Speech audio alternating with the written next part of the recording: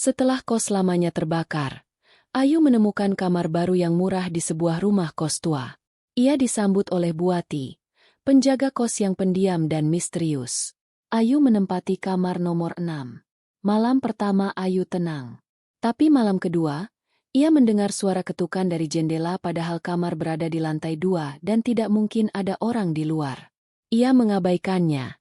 Tapi saat pagi itu Ayu berdiri mematung di depan jendela kamar yang menganga. Angin pagi menerpa lembut wajahnya. Namun ada sesuatu yang membuat bulu kuduknya meremang. Gorden jendela tampak seperti disibakkan dari dalam, bukan oleh angin. Padahal semalam ia yakin sudah menutup dan menguncinya rapat. Ayu berusaha bersikap biasa. Mungkin aku lupa, gumamnya. Tapi saat melihat jejak telapak tangan basah di kaca, ia mulai ragu. Saat kuliah, Ayu mulai tidak fokus. Pandangannya kosong. Dan kepalanya berat seperti tidak tidur semalaman. Bayu, teman kuliahnya, memperhatikannya. Bayu, lu nggak apa-apa, yuk?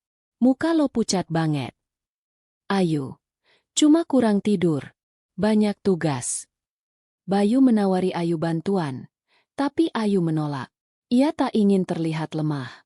Menjelang malam, suasana kamar semakin sunyi. Ayu membaca buku sambil menyalakan musik pelan. Tapi tiba-tiba, listrik mati mendadak. Gelap total. Ayu beranjak pelan ke arah saklar. Namun saat melewati jendela, ia mendengar sesuatu. Ayu. Suaranya pelan, serak, seperti dari dalam dinding. Ayu menoleh. Jendela itu bergerak sendiri. Engselnya berderit pelan. Angin malam menyibak gorden. Ayu menahan napas. Tutup. Tutup cepat. Tiba-tiba Buati muncul di depan pintu kamar. Napasnya terengah. Buati, jangan pernah biarkan jendela itu terbuka setelah maghrib. Apapun yang kamu dengar, jangan dekati. Ayu hanya bisa mengangguk, gemetar. Tapi pikirannya terus bertanya. Kenapa? Mimpi itu terasa nyata. Ayu duduk di ranjangnya. Tapi semua terlihat kabur. Kamar seperti diselimuti kabut tipis. Di balik gorden yang bergoyang pelan, tampak seorang gadis berambut panjang menunduk. Wajahnya tak terlihat. Gadis itu berdiri diam di luar jendela, di lantai 2. Ayu gantiannya. Suaranya pelan, namun penuh kesedihan. Saat Ayu mendekat, gadis itu menempelkan dahinya ke kaca jendela, dan perlahan mengangkat wajahnya. Matanya penuh darah. Mulutnya terbuka lebar, bukan menjerit, tapi seolah menarik napas panjang, seperti hendak menyedot sesuatu dari Ayu. Ayu menjerit, dan langsung terbangun dari tidurnya. Tubuhnya basah oleh keringat. Tapi saat ia membuka mata, jendela kamarnya benar-benar terbuka. Ayu sudah tidak bisa menahan rasa curiganya. Ia menghampiri Buati, yang sedang menyapu halaman dengan pelan. Ayu? Bu, maaf kamar nomor 6 ini sebelumnya dihuni siapa, ya? Buati, terdiam. Nggak usah dipikirin, nak. Yang penting kamu jangan macam-macam sama jendela itu. Ayu tidak puas. Ia mulai menyelidik sendiri. Saat Ayu sedang jemur baju, seorang penghuni lama yang jarang keluar kamar, Mbak Lilis, tiba-tiba menyapanya. Mbak Lilis, kamu di kamar nomor 6, ya? Ayu. Iya, kenapa Mbak? Mbak Lilis, lirih. Dulu ada mahasiswi namanya Nindi. Dia tinggal di situ. Tapi dia lompat dari jendela kamar itu. Orang bilang bunuh diri. Ayu terpaku. Hatinya mencelos. Mbak Lilis. Tapi anehnya, malam sebelum dia meninggal dia juga bilang, gantian, ke temannya. Sejak itu, jendela itu selalu buka sendiri. Ayu duduk menatap jendela. Ia kini mulai paham. Gadis dalam mimpi itu adalah Nindi. Tapi apa maksudnya? Gantian? Ia mencoba menulis di buku catatannya. Mencatat semua kejadian. Tapi saat ia menoleh ke jendela, di kaca, ada embun membentuk kata, Ayu. Ayu mundur ketakutan. Ia tahu. Malam ini mimpi itu akan kembali. Pagi itu, Ayu tak bisa diam. Ia merasa semua mimpi, suara, dan kejadian aneh mengarah ke satu nama, Nindi. Dengan nekat, Ayu mencari informasi di lingkungan sekitar. Ia menyambangi warung kecil dekat kos, milik seorang ibu tua bernama Bu Marni, yang dikenal sering tahu urusan orang kos. Ayu. Bu, saya mau tanya dulu di kos ini pernah ada yang tinggal. Namanya Nindi. Bu Marni memandang lekat-lekat. Nindi, ya? Kasihan anak itu. Anak baik. Ingat. Tapi akhir-akhirnya dia berubah. Suka duduk bengong di jendela. Ngomong sendiri. Lalu suatu malam, dia lompat. Langsung meninggal. Ayu tertegun. Tapi Bu Marni belum selesai bicara. Bu Marni. Anehnya, malam sebelum dia mati, ada tetangga dengar dia bilang, giliranku sekarang. Setelah pulang, Ayu mencoba memeriksa kamarnya lebih teliti. Ia membongkar lemari tua dan menemukan sebuah buku harian lusuh, terjepit di balik papan kayu bagian belakang. Di halaman-halaman awal, isinya biasa, catatan kuliah, curhatan soal dosen, bahkan nama-nama teman Nindi. Namun di bagian tengah buku, tulisannya mulai tak teratur. Aku tak bisa tidur. Gadis itu berdiri di balik jendela. Dia terus memanggil namaku. Aku pikir dia hanya mimpi. Tapi aku bangun dan jendelanya terbuka. Di halaman terakhir, hanya ada satu kalimat. Kalau aku hilang, aku cuma ingin dia berhenti cari tubuh baru. Ayu ketakutan. Ia berusaha tidak tidur. Tapi matanya tak kuat. Ia tertidur di kursi. Dalam mimpinya, ia melihat Nindi duduk membelakanginya. Rambutnya menutupi wajah. Nindi, aku dulu korban, sekarang aku bagian dari lingkarannya. Ayu, lingkaran apa? Nindi, menoleh perlahan. Kos ini jendelanya, itu pintunya. Tiba-tiba Nindi menunjuk belakang Ayu, dan saat ia menoleh, ada sosok hitam berdiri di balik jendela. Tidak berbentuk, tidak bernama, hanya menatapnya. Ayu terbangun, menjerit, dan mendapati dirinya berdiri tepat di depan jendela yang terbuka. Tangannya sendiri memegang gagang jendela. Ayu terhenyak. Tangan masih menggenggam gagang jendela yang terbuka lebar. Ia tidak ingat membuka jendela itu. Napasnya tercekat. Jantungnya berdegup kencang. Keesokan harinya, di kelas, pikiran Ayu kacau. Ia mulai curiga ada sesuatu yang ingin mengambil alih dirinya. Seperti yang diingat dari mimpi Nindi. Saat istirahat, Ayu bertemu dengan Bayu dan bercerita sedikit soal jendela dan mimpi-mimpinya. Bayu, kayaknya kamu harus cari tahu lebih dalam soal Nindi. Jangan-jangan ini bukan cuma soal hantunya, tapi sesuatu yang lebih gelap.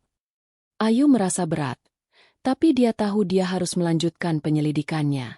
Ayu memutuskan menemui Buati di ruang tamu kos. Ayu, Bu, tolong jujur, apa yang sebenarnya terjadi di kamar 6 itu?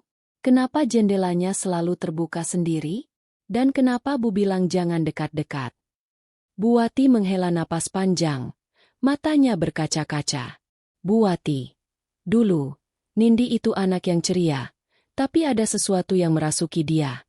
Setiap malam dia berubah. Dia bilang ada arwah yang ingin pakai tubuhnya supaya bisa bebas. Jendelanya itu gerbangnya. Aku sudah coba bantu, tapi aku tak kuat. Aku takut kalau kamu jadi korban berikutnya. Tiba-tiba lampu mati. Suara ketukan terdengar di jendela kamar. Ayu mematung. Wajahnya pucat. Suara pelan. Gantian, gantian. Ayu. Dengan susah payah, Ayu menutup jendela rapat-rapat. Namun, ia tahu, ini belum berakhir. Malam itu, Ayu duduk di ruang tamu bersama Buati. Lampu temara menerangi ruangan. Suasana sunyi dan penuh ketegangan. Dengan suara serak, Buati mulai bercerita. Buati, dulu, saat aku pertama kali jadi penjaga kos, aku juga pernah mengalami hal yang sama. Jendela kamar nomor 6 selalu terbuka sendiri. Aku dengar suara-suara bisikan, dan aku tahu itu bukan hal biasa. Ternyata, dulu penghuni kamar itu, Nindi, terlibat dalam sesuatu yang berbahaya. Ia mengikuti ritual pesugihan gelap yang membuat arwahnya terperangkap. Aku pernah coba mengusir arwah itu, tapi arwah itu kuat dan ingin tubuh baru, dan setiap yang tinggal di kamar itu akan menjadi target berikutnya. Buati menatap Ayu dengan tatapan tajam. Ayu, kamu harus berhati-hati. Jangan sekali-kali membuka jendela itu setelah malam tiba. Jangan biarkan arwah itu masuk. Kalau kamu tidak kuat, bilang ke aku akan bantu. Setelah Buati pergi, Ayu kembali ke kamarnya dengan perasaan campur aduk, takut dan bingung. Saat ia mencoba tidur, suara ketukan keras terdengar di jendela kamar. Suara serak. Buka. Aku tunggu. Gantian. Ayu berusaha menahan diri, menutup mata, tapi suara itu makin keras. Ia membuka mata dan melihat sosok hitam berdiri di balik jendela. Tubuhnya seperti bayangan kabur, tapi matanya menyala merah menyala. Ayu mengambil kitab kecil pemberian Buati dan mulai membaca doa pelindung. Sosok itu berteriak kesakitan dan perlahan menghilang. Malam itu, setelah kejadian menakutkan dengan sosok hitam di jendela, Ayu merasa ada sesuatu yang berbeda di kamarnya. Saat bangun pagi, Ayu melihat pintu kamar nomor 6. Ada tanda aneh tergambar di ket kayu. Tanda itu seperti lingkaran dengan tulisan tak jelas dan simbol-simbol menyeramkan di dalamnya. Ayu mencoba menghapus tanda itu, tapi tinta seperti menyerap ke dalam kayu dan makin terlihat jelas. Ayu kembali menemui Mbak Lilis, yang dulu memberitahunya soal Nindi. Mbak Lilis, itu tanda ritual kuno. Biasanya dipakai untuk mengikat arwah agar tidak bisa keluar, atau sebaliknya, supaya bisa kembali. Ayu semakin takut. Ayu, apa artinya aku dalam bahaya, Mbak? Mbak Lilis, kalau tanda itu muncul, artinya arwah itu semakin kuat.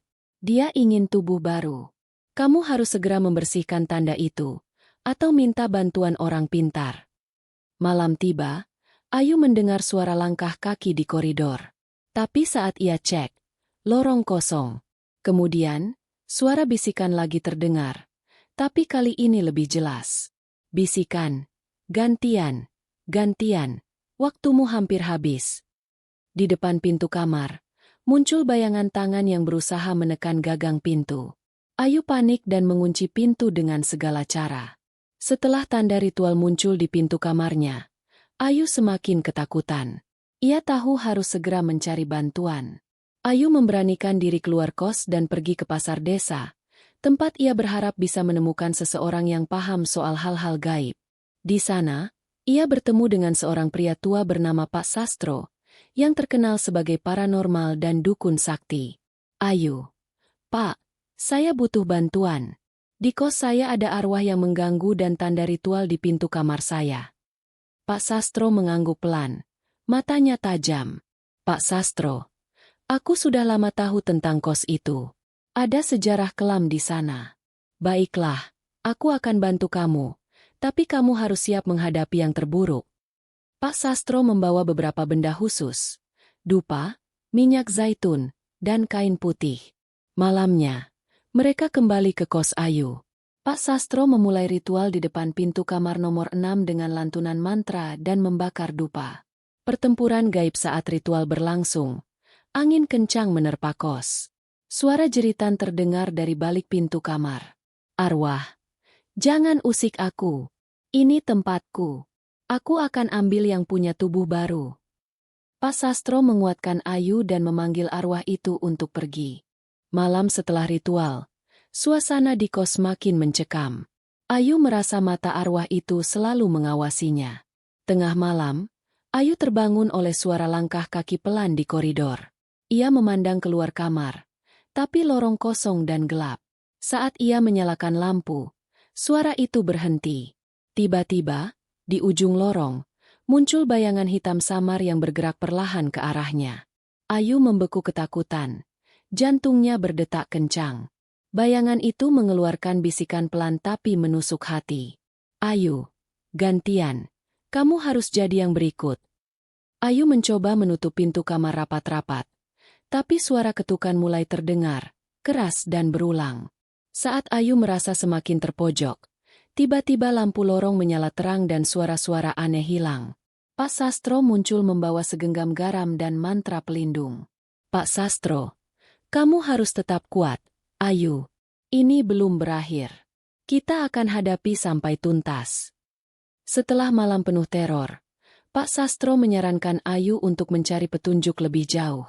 Ia tahu ada sesuatu yang belum terungkap soal Nindi. Di bawah lantai kayu kamar nomor 6, Ayu menemukan sebuah kotak kayu tua berisi buku harian Nindi.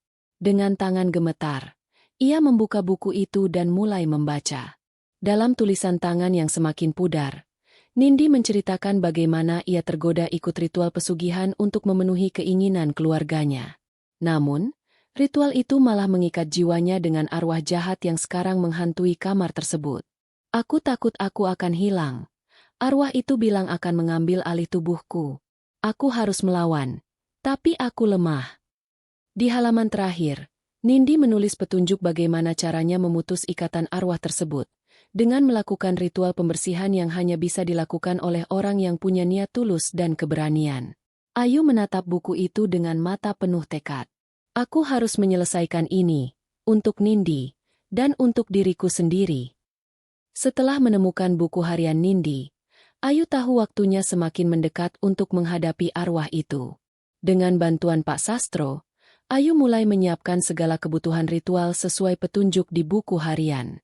Ada bunga melati, air suci, dan lilin khusus. Pak Sastro menjelaskan pentingnya niat yang tulus dan keberanian untuk ritual ini berhasil. Malam menjelang, suasana di kos menjadi sangat sunyi dan berat. Ayu merasakan ada energi gelap yang semakin mengelilinginya. Sebelum mulai, Pak Sastro berpesan agar Ayu tetap tenang dan fokus. Di kamar nomor 6, Ayu menyalakan lilin dan mulai membaca mantra pembersihan sambil menyiramkan air suci. Tiba-tiba, angin dingin berhembus kencang, lilin hampir padam, dan bayangan hitam mulai muncul. Arwah itu mencoba menyerang, merasuk ke dalam tubuh Ayu, tapi ia berjuang keras melawan rasa takut. Pak Sastro terus melantunkan mantra, memberi kekuatan pada Ayu. Malam itu, di kamar nomor 6, ketegangan mencapai puncaknya. Ayu berhadapan langsung dengan arwah yang ingin mengambil alih tubuhnya. Ayu menggenggam erat buku harian Nindi, membacakan mantra dengan suara bergetar namun penuh tekad. Arwah hitam itu mengerang kesakitan, mencoba menyerang dengan bayangan gelap dan suara jeritan yang menggema. Pak Sastro terus menyemangati Ayu sambil melantunkan doa pelindung, menciptakan lingkaran energi terang yang mengelilingi mereka. Ayu merasakan panas di dadanya. Keberanian tumbuh seiring mantra terus diucapkan. Tiba-tiba, bayangan arwah berubah menjadi sosok Nindi yang tersiksa, memohon untuk dibebaskan dari kutukan. Ayu mengerti bahwa arwah itu bukan sepenuhnya jahat, tapi terjebak dalam penderitaan. Dengan suara lembut, Ayu memohon agar arwah Nindi tenang dan menemukan kedamaian. Arwah itu mulai memudar. Cahaya putih menerangi kamar, menandakan pelepasan jiwa yang terikat. Setelah ritual dan pertarungan sengit melawan arwah Nindi, suasana di kamar nomor 6 mulai berubah.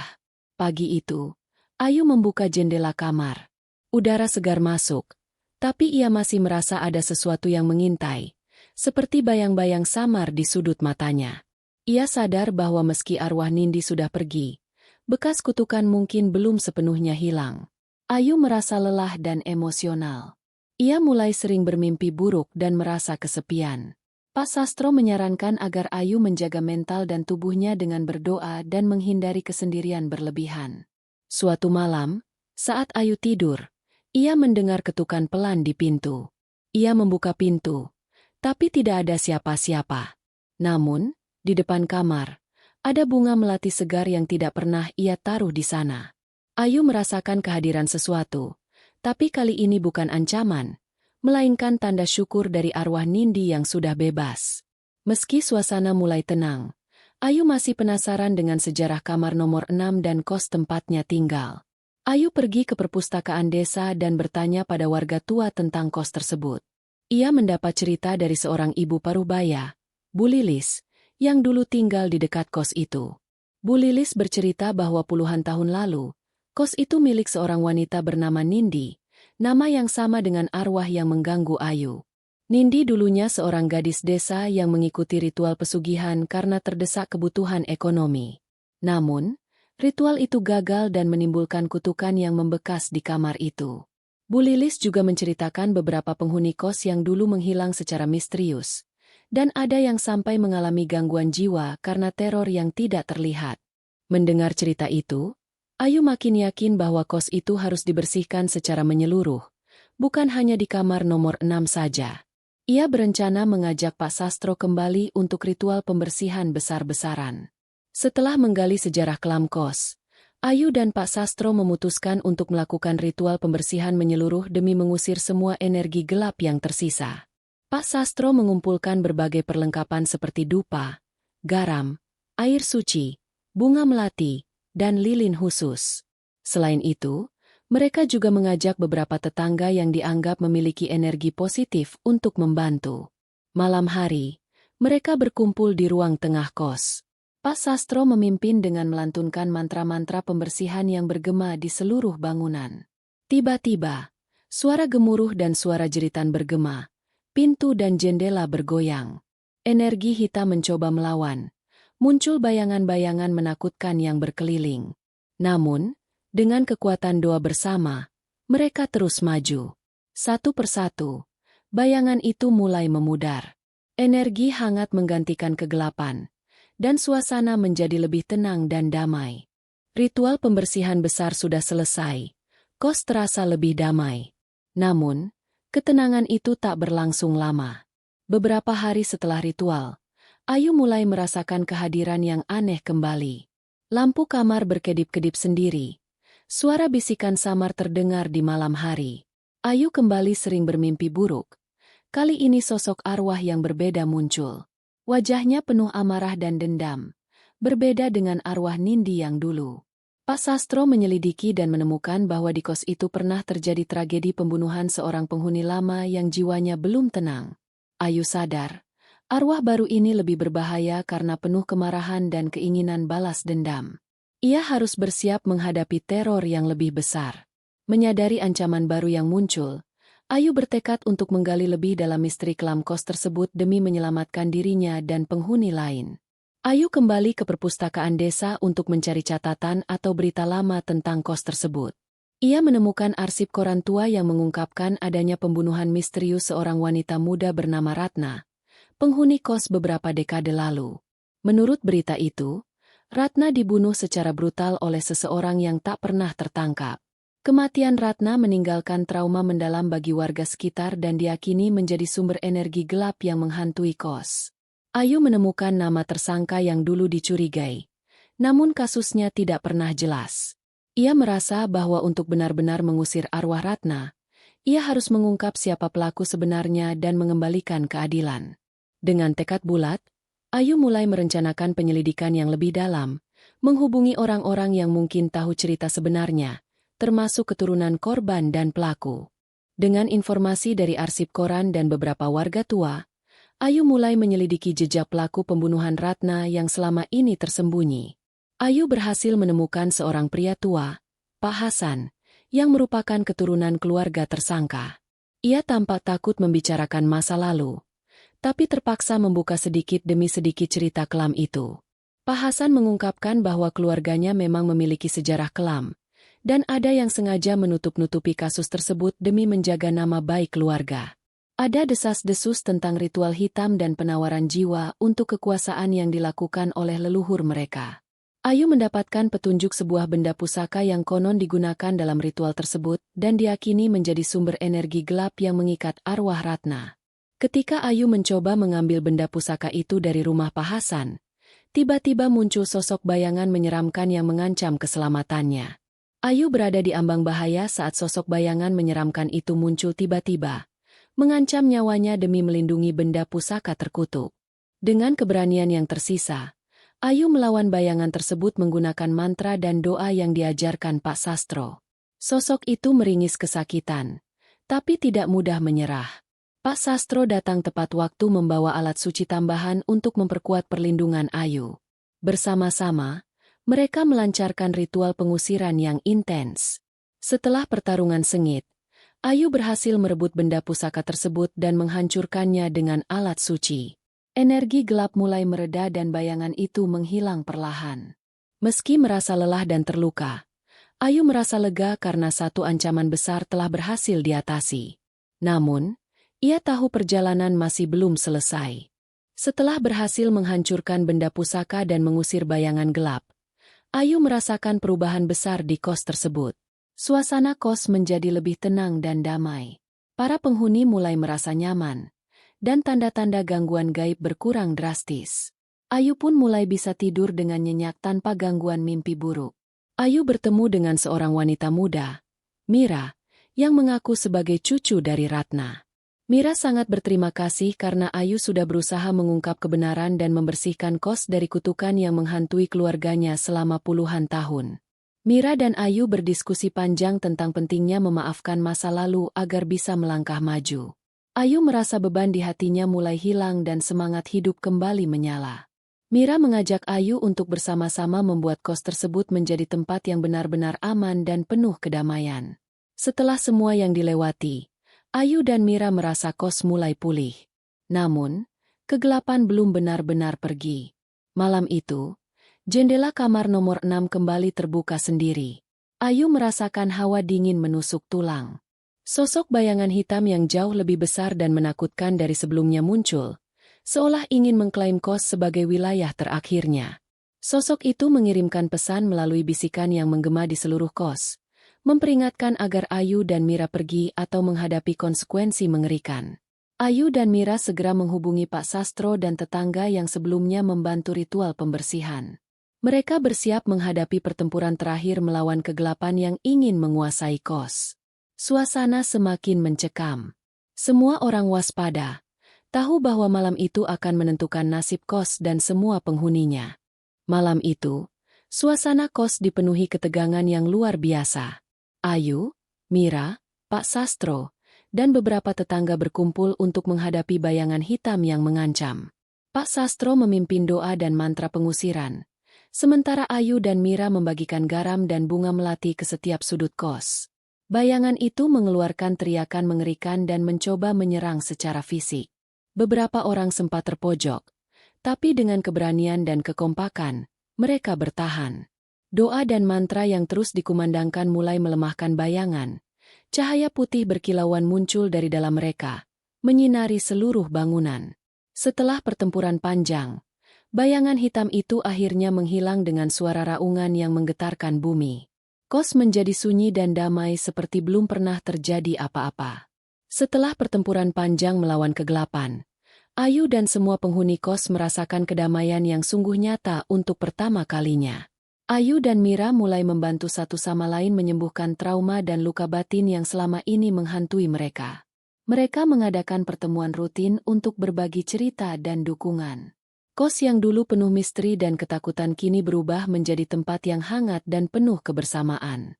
Para penghuni saling menjaga dan menghormati satu sama lain. Mira meletakkan sebuah tugu kecil di taman kos sebagai penghormatan untuk Ratna dan semua jiwa yang pernah terperangkap di sana. Setiap malam, mereka menyalakan lilin dan berdoa agar ketenangan selalu menyelimuti kos itu. Ayu merasa bangga telah berjuang dan berhasil mengubah kegelapan menjadi cahaya. Ia yakin, selama ada keberanian dan cinta, kegelapan takkan pernah menang.